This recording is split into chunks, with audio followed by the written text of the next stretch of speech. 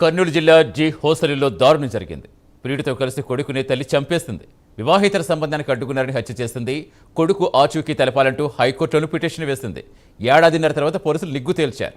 అదే రోజు అనారోగ్యంతో నిందితురాలు మృతి చెందింది.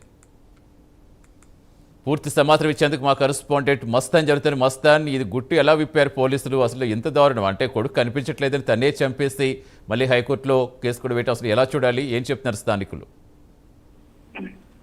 స్వదేశీ ఏదైతే కనుక కర్నూలు జిల్లా కౌతాలం మండలం బద్వెల్ గ్రామానికి అయితే కనుక ఒక తల్లి కొడుకును చంపిన ఘటన అయితే కనుక సంచలనం రేపుతున్న పరిస్థితి కనిపిస్తుంది.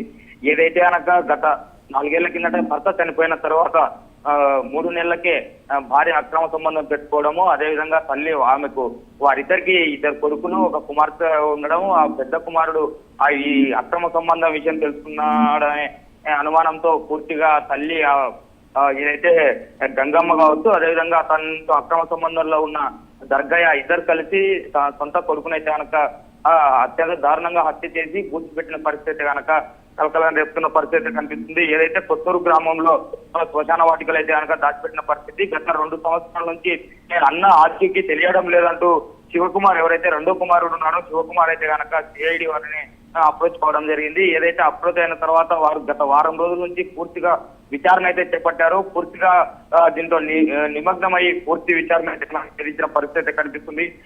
పూర్తి విచారణ అనంతరం ఏదైతే గనక శవం బయటపడిందో అక్కడే అవమాన బాణం తట్టుకోలేక తల్లి కూడా గుండెపోటుతో చనిపోయిన ఘటన ఇక్కడ సంచలనంగా మారిన పరిస్థితి కనిపిస్తుంది. ఏదైతే అక్రమ సంబంధంతో కన్న కొడుకును కూడా అత్యంత దారుణంగా చంపిన ఘాతుగా పాల్పడిన తల్లి వివరాలుగా తెలుస్తున్న పరిస్థితి కనిపిస్తుంది. దీంతో ఒక్కసారిగా గ్రామంలో పూర్తిగా గ్రామ ప్రజలు కూడా దీన్ని చాలా దారుణంగా పరిగణన తీసుకుంటున్నారు. పూర్తి వివరాలు విచారణ జరుగుతున్న పరిస్థితి సిఐ